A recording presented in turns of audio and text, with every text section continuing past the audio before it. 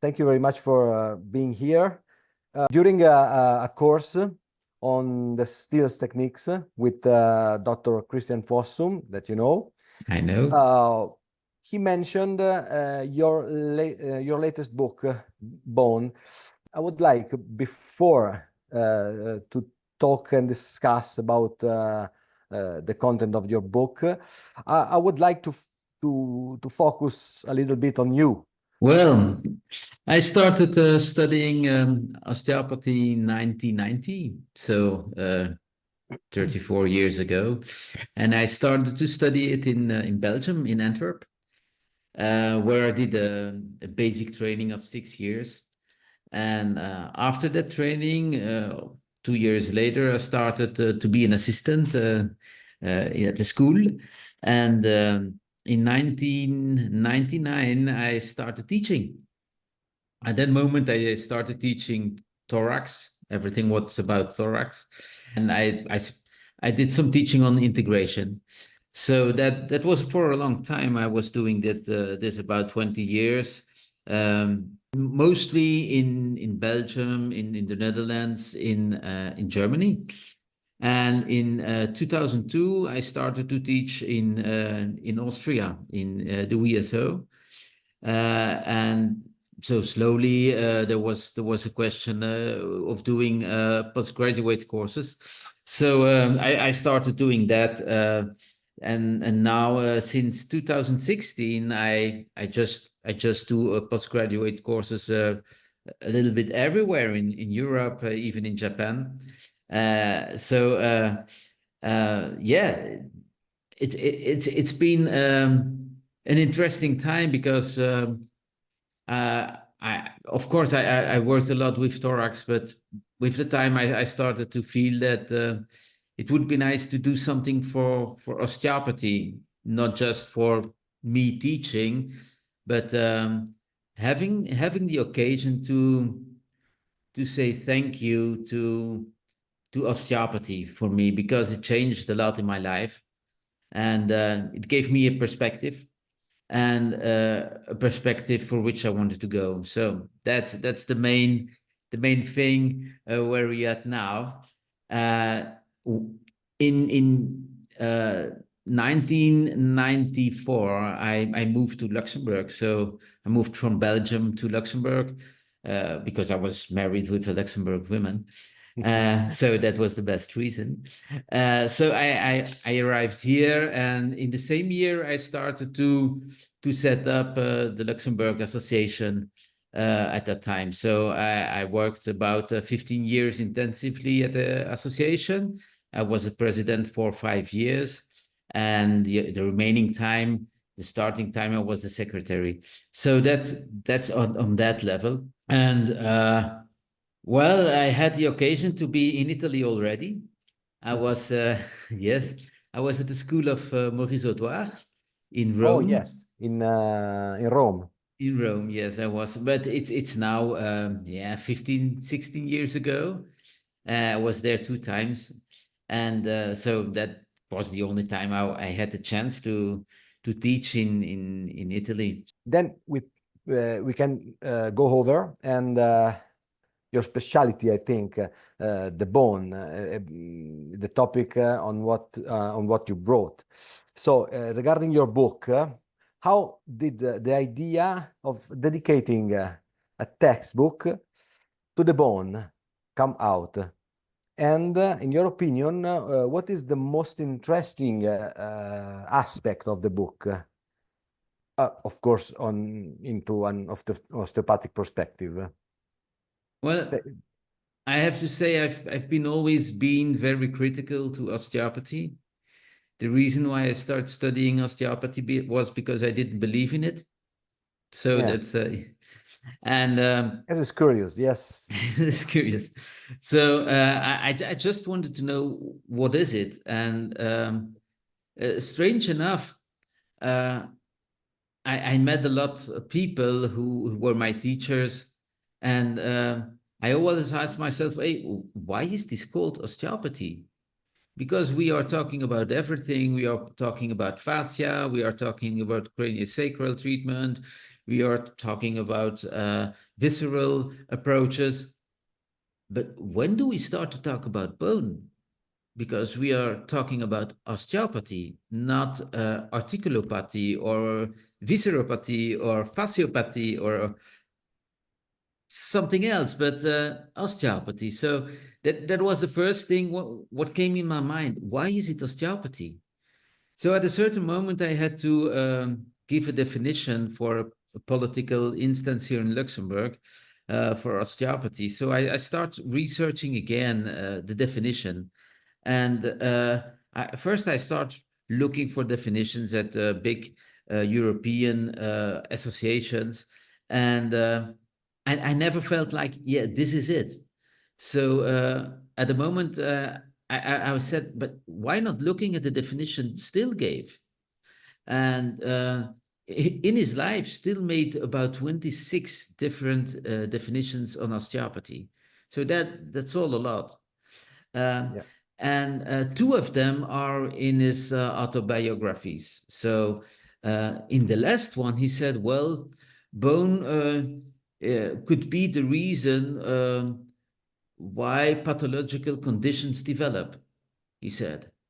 He wrote. So at that moment, there was something in me who said, hey, could this be right? Could bone be the precursor to tell us that some pathology will occur? So I started intensively to research on bone. And well, this is a fantastic journey because I still research on it every day. I work about, I research about two hours a day at this moment about bone. And I found out that bone was the most researched tissue worldwide.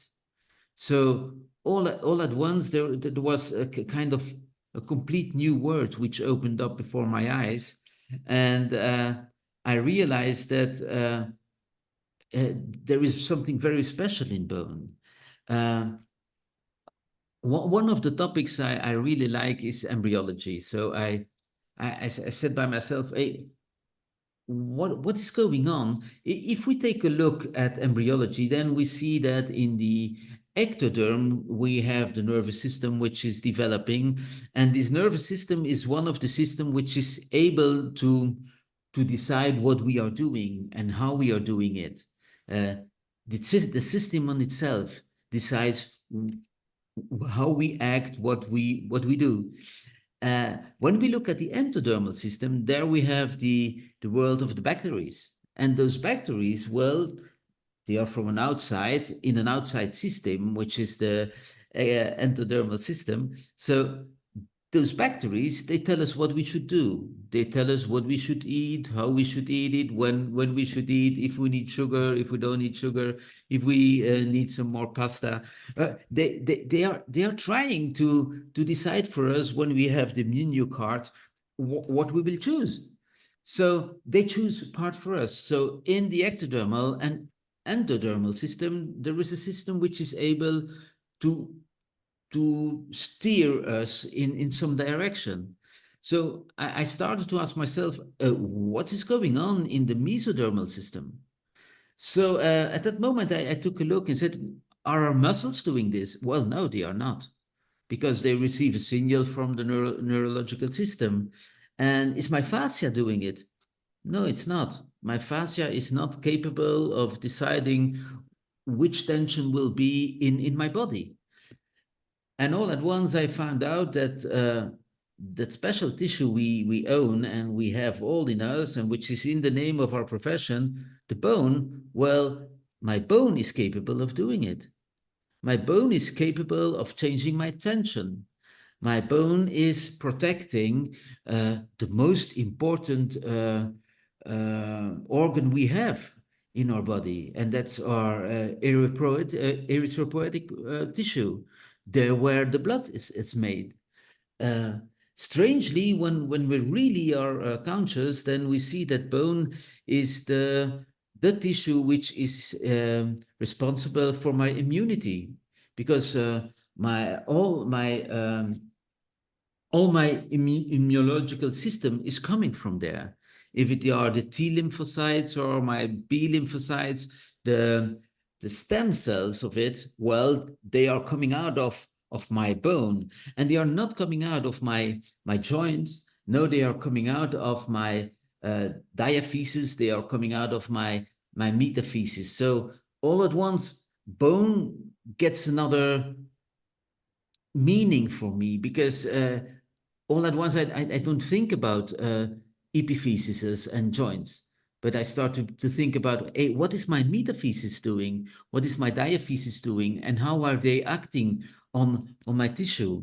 And when we are going back to the embryology, well, we will see that bone is the latest tissue to get in its final configuration. So that means that all the other tissues are already in place before my bone starts the calcification.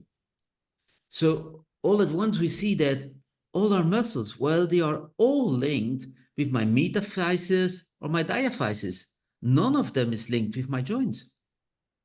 So when we start thinking in this way, then and we continue and we say, hey, what if my bone is able to change its tension? So all at once, I discovered in the literature that my bone is capable of changing its tension, and the scientific basis for doing so, well, they are given. There is research on that level. A level which have already been described in 1800, in 1700, at the end of 1700 by Bichat, a well-known anatomist. So all at once, bone starts to be something else. Bone starts to be a tension regulator, and that's interesting. So because when we take a look at the location of the insertion of a muscle on my diaphysis, on my metaphysis, what do we see? All at once we see that at that level we have the sharpest fibers which are penetrating into the bone. Better said, they are surrounded by tissue which is built afterwards. So when this tissue changes its tension, well, then the information on my proprioceptive organ will change, and the tension in the muscle will change. So all at once we inverse the scheme we always had about what bone is, about what proprioception is, about what the basic tension in my muscle is. So all at once the bone starts to play an important role on that. So that's the first thing, which might be important for us osteopaths, that we see that my bone is a tension regulating structure.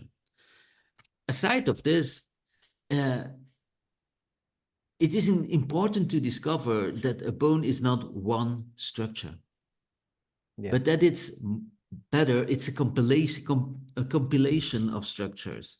So everywhere where we have growth cartilage, another structure has been formed. A structure with its own arterial supply, a structure with its own structuration inside. And this is happening in the epiphysis, which is called now a separate organ in the recent literature. And we see it also at the apophyses. The apophyses, which are the locations like the Great Trochanter, for example. And we see it on different levels. And aside of this, well, we have a kind of apophyses which are not linked to the bones. And these are our sesamoid bones. And also those sesamoid bones, well, all of them are linked together. So they are building like a fence across our body and making an outside tension regulation system. And when this system is working well, then my diaphysis, metaphysis is capable of doing something else.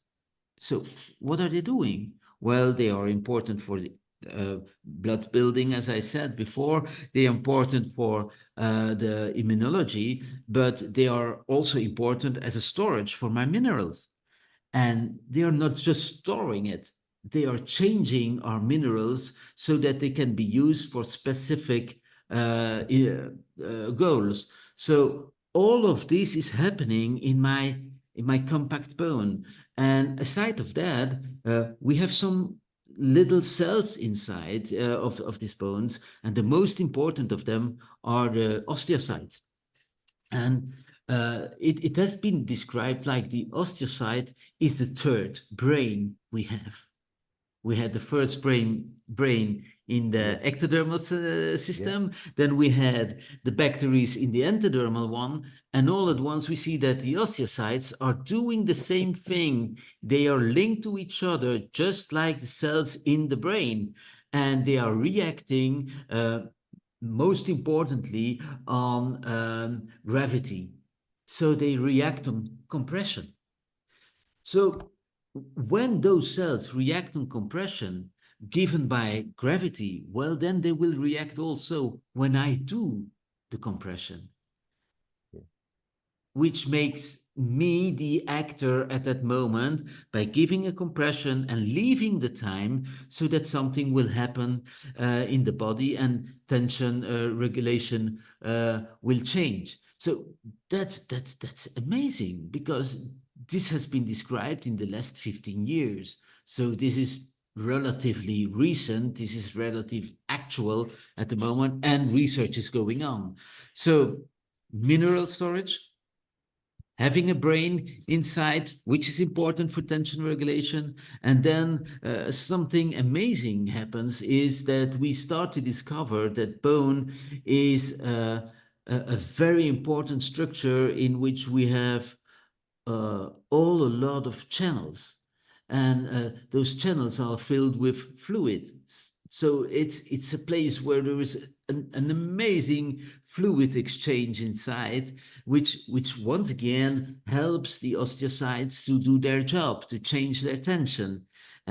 So that's nice. And finally, the last discoveries which have been made is that the bone is one of the most endocrine organs in our body, having a big impact on how my liver is working, how my kidneys are working, how my pancreas is working, and you can go on, how the gynecological system is functioning, how the testes are functioning, the spermatogenesis is working, and you go on.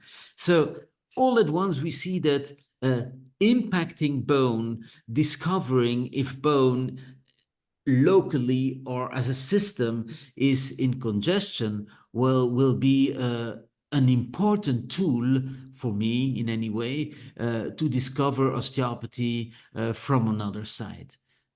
So that's what it's about. Yeah, you did really complete and very nice picture of the bone in general, in every aspect, you know. Yes, that's what we try. This is great. And on this picture, I want to give you the last question that should be a little presentation of the course, because you will bring this knowledge into an osteopathic course. So I would like now that you do a brief introduction of the course that will be held in Italy in 2025, and what a student can expect from by enrolling in this course. From you know, the osteopaths do something, they manipulate. So I want you to explain how to put the bone as you described into your lesson. Well, that's not very complicated. Normally we start with a bunch of theoretical knowledge, because for us osteopaths, bone is mostly unknown. So the first thing we will do is have a theoretical approach about the points I discussed before. So we will start to discover the bone from microanatomic to macroanatomic to microanatomic. And afterwards, we will do some physiology on the bone, because I think what is important for me in osteopathy that we know what we do, and we know why we do it. So it's important to work with knowing hands and even integrating hands. So do an integration of the knowledge you have on and with the patient. So that's the first thing. So start with theory, start with learning. And once we do that, we will have an approach to bone, and we will start feeling bones. And everyone says, "But I know bone. I already felt it." That's true, but we will feel it in different aspects. So we will start to feel it first as a structure like a femur, and we are trying to feel the diaphysis of the femur. And afterwards, we will start to discover which dynamics, which movement we can discover in that bone or in others. So once that we start to feel how these bones move, we try to create what's normal. Because always again, when you go back to the literature Still Road, he was always talking about, first we have to know what's normal. We have to create a reference. So what we will do in the course is first create the reference. Is this normal? What is normal? What do I have to feel, and why do I have to feel that? So based on research, based on what we find in actual literature, which is not osteopathic literature, but which is really the literature which is on the market at the moment for every medical schooled person. So that's the first thing we will do, and then we will start to talk about tension regulation. What is tension regulation in the body, and how can we interact with this?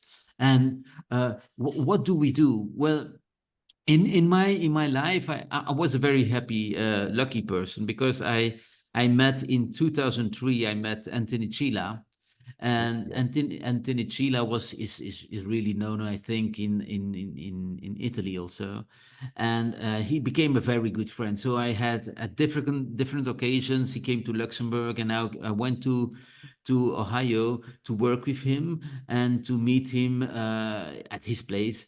And so he learned me a lot about what is the position of the therapist in a treatment. And this we will integrate during the workshop also. What does it mean to be a therapist, an osteopath? What do we do and what do we don't do? So I from time to time, I will be a little bit provocative, I think, when we talk about the rules we always apply, like self-regulation, like self-healing. I always say, who is self? Are you it yourself, the osteopath, who is doing it, or do you ask the body to do something? So in this workshop, and in all my workshops, in fact, we are working on this. What does it mean the body has to work? How can I make the body work for me, and being me, the one who is observator, who is looking, watching the body, doing the work for me, and doing the self-regulation, which might lead to self-healing processes or self-defending processes, as Still described them 150 years ago now.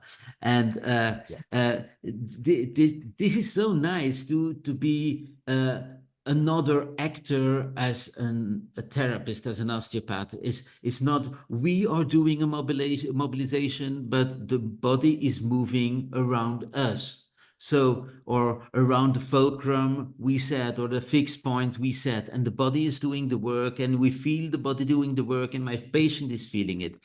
And there, bony tissue is fantastic because it's opening new perspectives in how to interact with patients and how to have a one-shot treatment, for example. Just doing one thing and the whole body is reacting, is interacting, is going with the treatment, and you are just observing it through your fulcrum or fixed point. So that's the way we will work at the workshop, and on different levels and different bones and in different perspectives. And different technical approaches when we have some to discover another world of interacting with the patient. So that's for me the main goal about that workshop. Really clear and very fascinating. Your talking. Thank you very much for everything. You're welcome. Bye. Have a nice day. Bye bye. Yeah, have a nice